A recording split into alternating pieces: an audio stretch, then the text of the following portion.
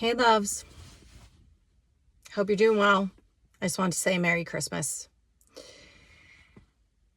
Oh, I cannot wait for this year to be over. 2024 was rough, y'all. It was not an easy year. That's not actually why I'm on here today. Why I'm on here today is because the holidays, for a lot of people, are not joyful. It can drudge up a lot of stuff. You know, most people I know have a lot of present day stress and strife. So I just wanted to let you know that if you are somebody that is in the thick of it, my heart is with you. You know, not everybody has family or people around them to celebrate. So there could be a lot of loneliness, financial strife, illness, family estrangement, you name it. Grief, heartache, heartbreak. So I just want to let you know that you're not alone. And if you're not feeling merry or happy about anything, that's okay. You know, and it's okay to not feel okay. I get it. You just do the best that you can. It's a shame that the holidays prescribe so much pressure on people. Example, I have a dear friend back home that I just reunited with, back home, when I say back home, New Jersey. We just kind of like reunited, took a couple years break, and that had to happen. I love her dearly, but it had to happen. And it was more me. And that's a whole nother video. It's actually a great video to do on relationships and how when you become too enmeshed or too attached to somebody, and this could even be in the form of a friendship, it can really hinder you. And we both did that. Like, it always takes two. But anyway, it's nice to be back in friendship. And she's really sick. And, you know, she's having a really tough time extending herself grace. It's like, but I have family and and they rely on me and I have this to do and I have that to do. And I get it. I mean, believe me, I get it. But if you're not well, you're not well. You know, you got to let people jump in the driver's seat at that point in your life. And that could be hard for some people, but it's also just a sense of duty and responsibility. And it's one of the things that I love about my friend, because we share that a very high sense of duty and responsibility, wanting to show up, wanting to perform well, not enjoying disappointing people. You know, and if you take Jordan Peterson's personality test, that's like part of the test is, are you high in consciousness? Or are you low in consciousness? Are you high in agreeability or, low in agreeability? And the same thing for being disagreeable. And people who have a higher level of consciousness tend to experience more anxiety, experience more guilt, feel bad. We don't want to disappoint. We don't want to let people down. So I understand why she feels the way she feels, but it's like, you're sick. If you're sick, you're sick.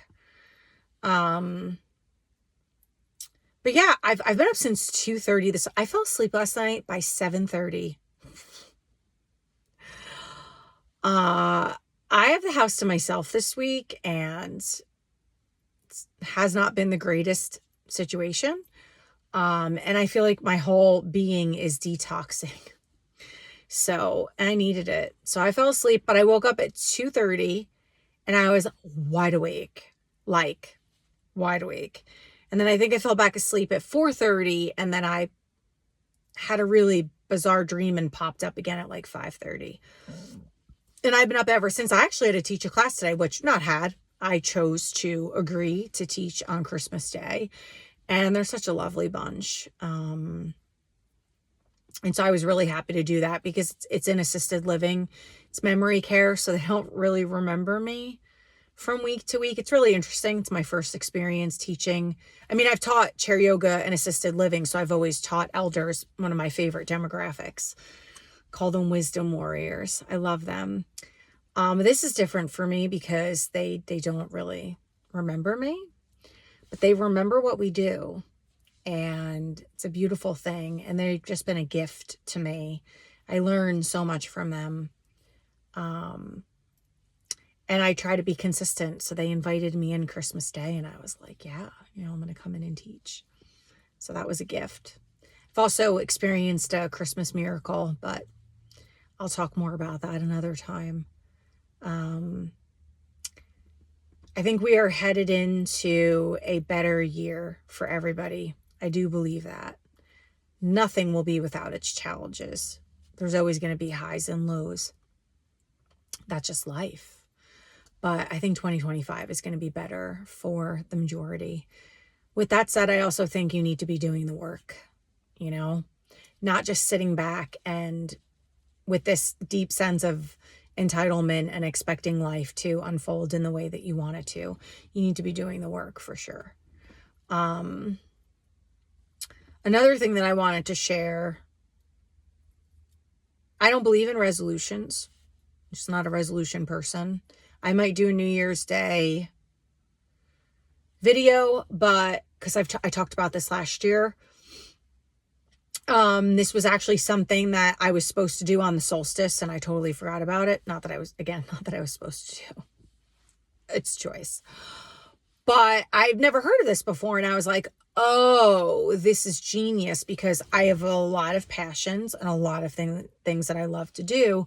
And sometimes I have a really hard time focusing in on that one thing. And so you write down, the 10 things that you want to accomplish for the year on a piece of paper. And then you do that 2 more times. So you're writing the 10 things that you want to accomplish 3 times.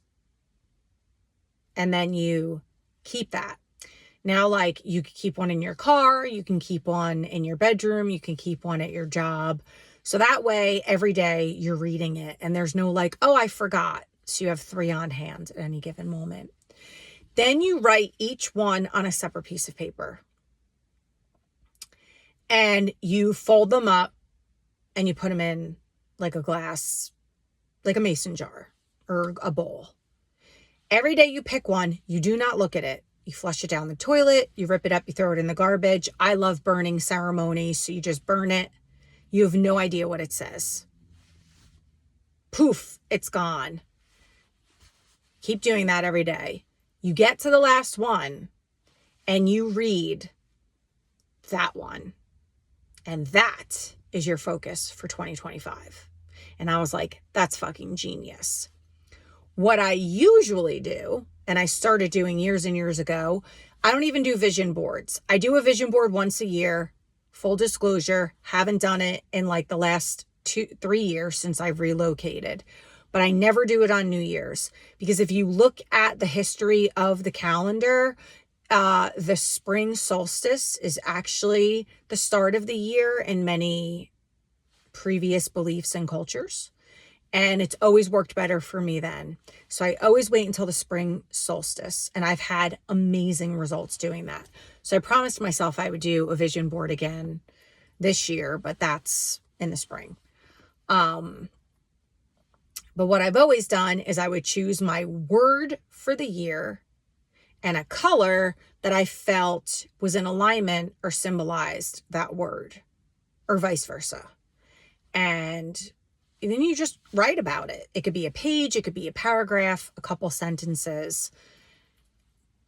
And I would do that. But I love this. Write down the 10 things that your goals, 10 things you want to manifest, whatever language you want to use.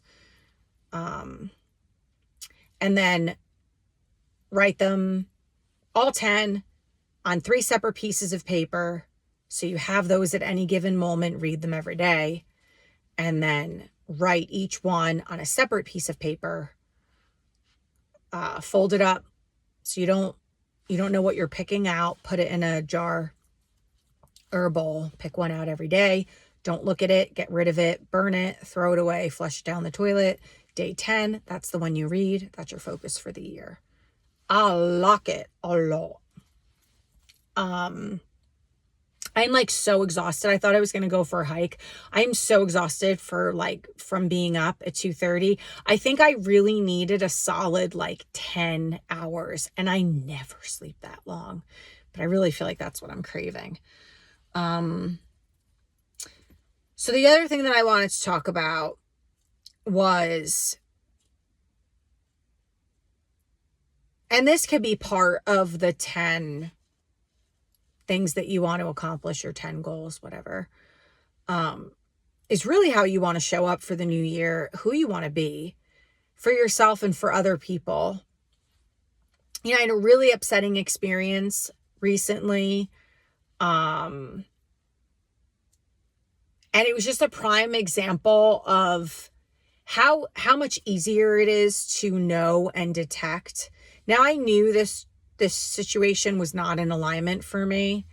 And it was job related. But I was like, I just hung in there for various reasons.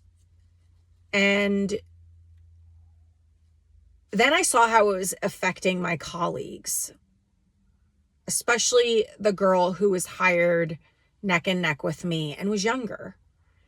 And she was really struggling because there was a lot of gaslighting. You were being told that things weren't happening and things weren't said. And I was like, you know what? So I messaged her. And I told her what happened that night at work. And she said, you know what? You just made this so much easier for me. I'm giving my notice. And she did the professional thing, and she gave them a notice. She didn't just quit. And they robbed her of hours and money. And this is, I have been in the business of this, the arena that this job is involved in. I've been in that game for over 15 years. I've never seen anything like this. I've seen some bad shit, and I have had really poor management, and I have been spoken to poorly. I'll say this is the second time of having my absolute worst experience in that arena. And there's this idea. I have other work. I am not encouraging anybody to jump ship and leave a job without having any type of safety net, depending on your financial circumstances, of course. I have other things going on. But there's an idea that, well, I can't leave the relationship because of XYZ. And I can't take the risk and leave this job because what am I going to do? Here's the thing. Everything will shift, actually, every time I have just did it. I went for it. I took the risk. I trusted something else was going to present itself. Something better was on the horizon. It has never failed, ever, not once. Some things may have taken time. I believe, it's been my experience, I've seen it a million times over, that when you remove yourself from the toxic energy, from all the negativity, we literally were feeling like we were in an abusive relationship with management. I can't even call it leadership because it wasn't. They're not leaders. These people don't even know how to manage. And the difference, by the way, between management and leadership is you manage people. When you're managing people. When you lead, you're leading people. So do you want to call yourself a manager? Do you want to call yourself a leader? We're going to see shifts in all of this in business. People aren't going to be called bosses anymore. And the dynamic is gonna change greatly. And everyone who thought I was an asshole talking about this stuff 20 years ago when it came to education and why I left the field, and I was like, it's all gonna change. People are gonna find alternatives. This is not the way kids are supposed to learn. And look what happened after COVID. It really exploded, right?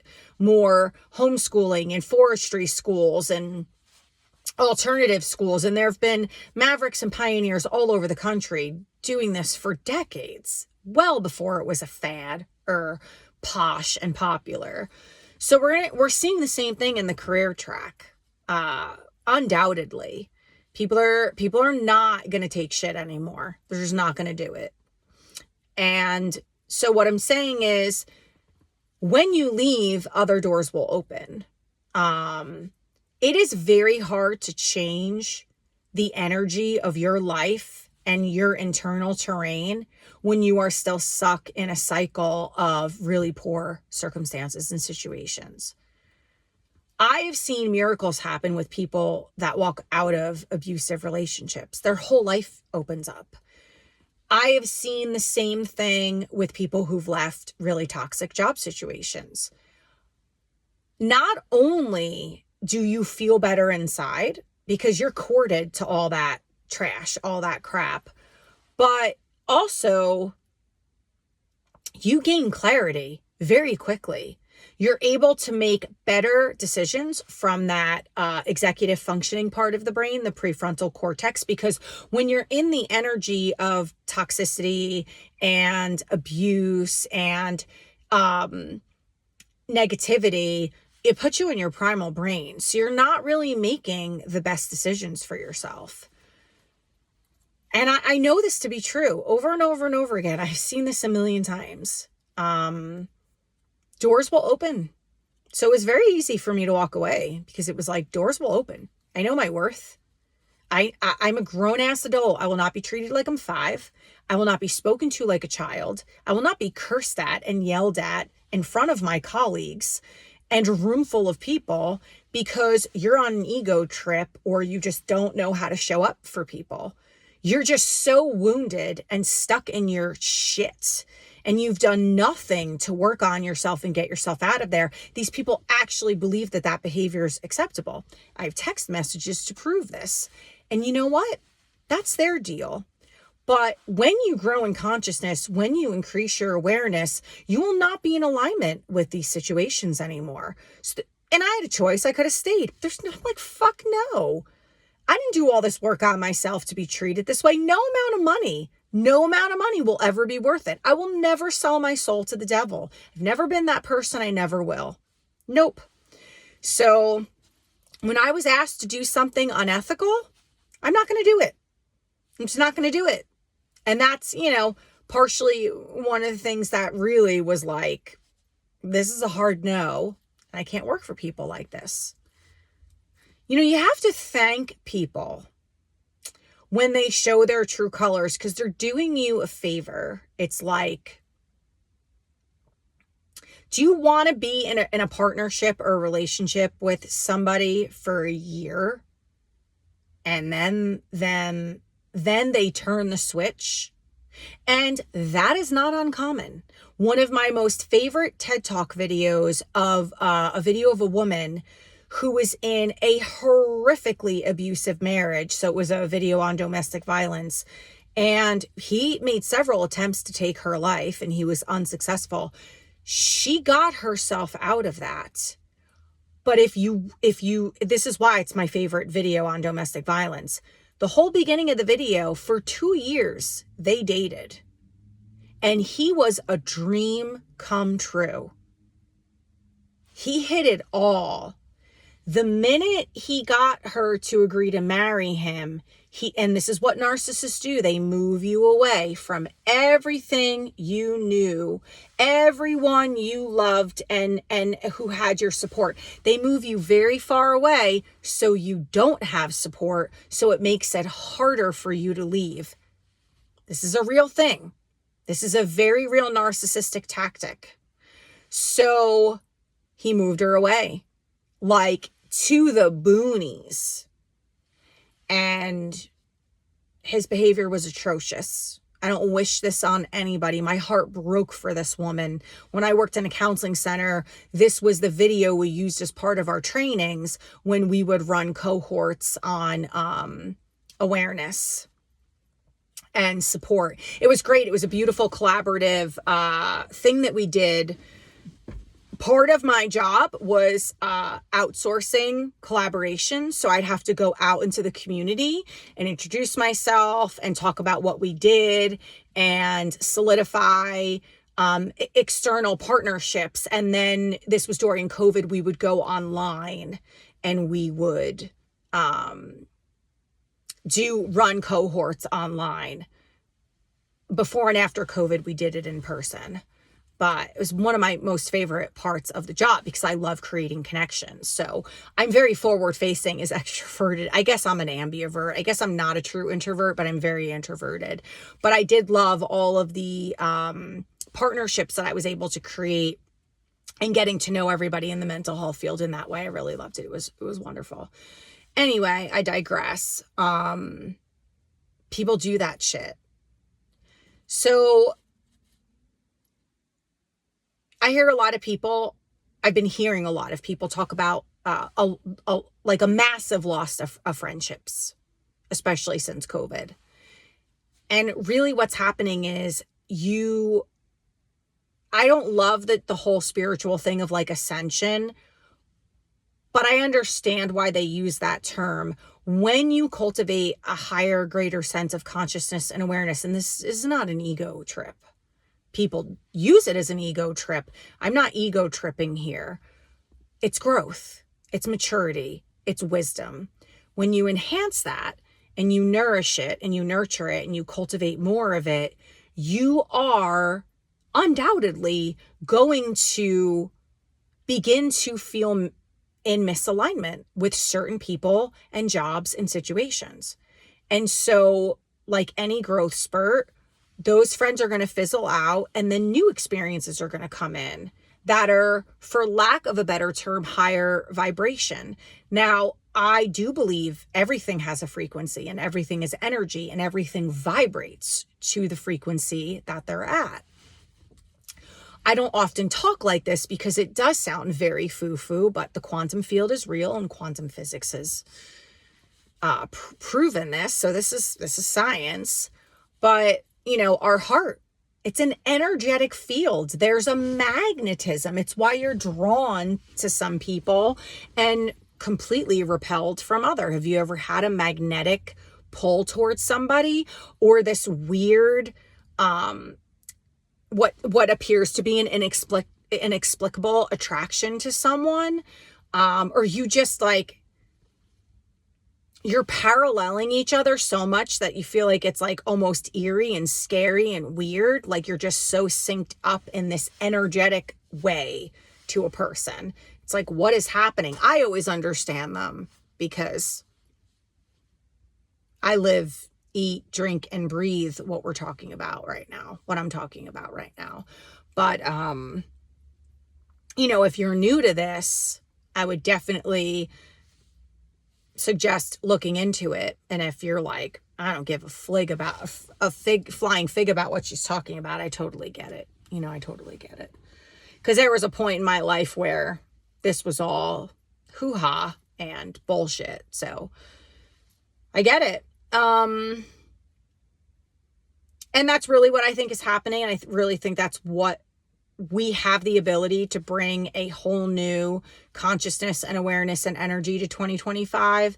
I think that's what a lot of us are being asked to do. So it's being truly more intentional and purposeful with your time and energy and who you want to give that to, and so how do you want to show up for yourself in this upcoming year?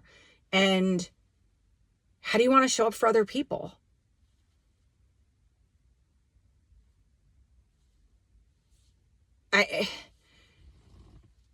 It sounds easy, and I know I'm making it sound easy. I mean, for me, it is easy because I know who I want to be, and I really know how I want to show up. And it's not a superiority complex, and it's not a virtue signal. It's the true essence of who I am deep down inside. It is very important for me to be the best version of myself possible. Do I always nail it? Absolutely not. I'm so inherently flawed. I make mistakes all the time. You know, it's funny today in the yoga class, because these are mainly Alzheimer's. Again, it's like memory care. So it's a lot of issues with brain and memory. I intentionally do things to make their brain work harder. I'm trying to get them into pattern recognition and working their balance. When you work your balance, you work your brain, etc. So, you know, trying to balance both hemispheres of the brain. So I do some things to intentionally confuse them. And this one woman who I adore, they always sit in the same chairs. She goes, "Oh, I made it." She stopped. And I just looked at her and I smiled, and she goes, "I made a mistake." And I said, we all make mistakes. Our whole lives are one mistake after another. That's the name of the game. It's how you learn and grow, bro. Right? I mean, really, you just gotta I think I just posted something today. Do it with enthusiasm. That's such a yoga thing too. But this guy's not a yogi guy. But that's such a yoga thing. Do everything with enthusiasm, even all your faults and your foibles and your fumbles, because how much do you really want to, how much energy and time you want to put into beating yourself up for what? I used to do that all the time, especially as a single mom. It's oh my God, every day I'm failing my kids. I'm a terrible mother. Now I look back and I'm holy shit, I have no idea how I did everything that I did. No one's supposed to raise their kids on their own. No one's supposed to raise their kids under complete duress. No one's supposed to do that. It takes a village. You know, now I can extend myself all the compassion and grace in the world. But I really think writing it down, I've even had people who aren't writers, I'll be pick a song that's going to represent your next year and who you want to be, how you want to show up for yourself. How do you want to show up for others? What do you want to create? We are creative beings. We are here to create. We are here to uplift. We are here to share our experience and our stories and our fumbles and our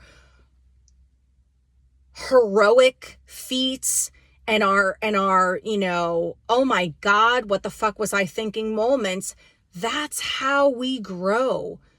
That's how we show up for one another. Being really fucking honest and authentic and loving and kind and honest.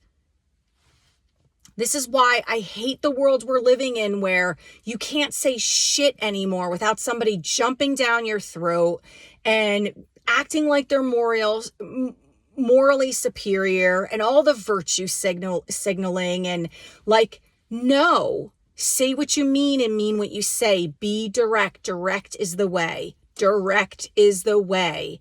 You know what's happening is we're accusing people who are a little more direct and blunt of aggressive behavior because we've become fucking pussies when it comes to conversation.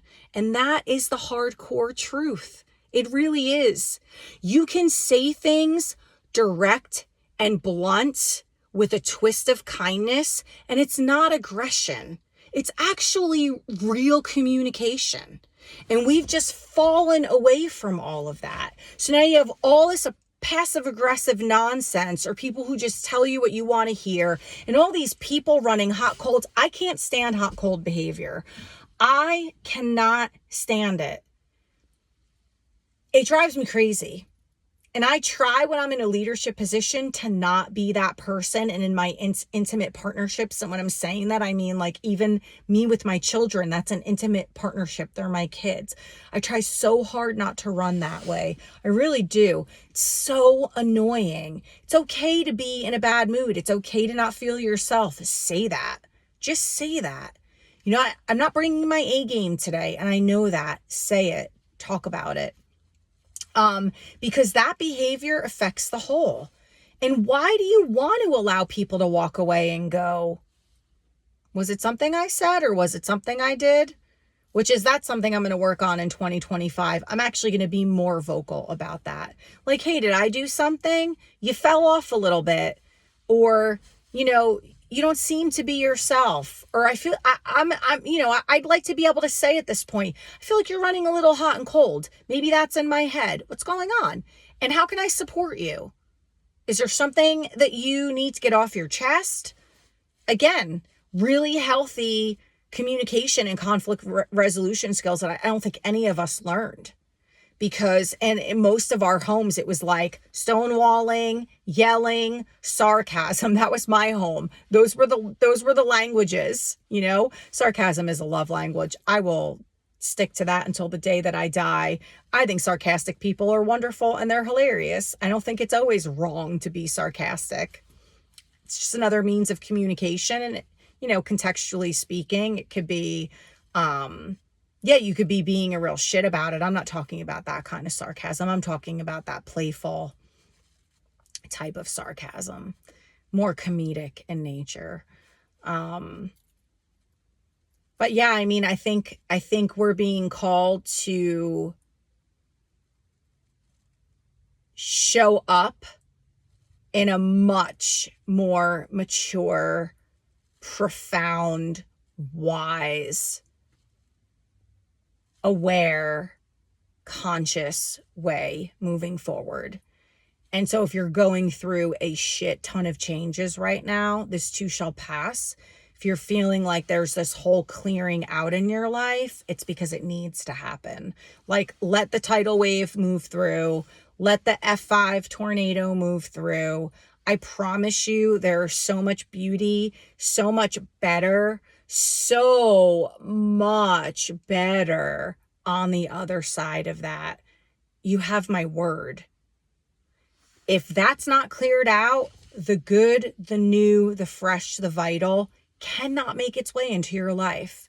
So c'est la vie. Bye-bye. I love you to pieces. We'll talk soon.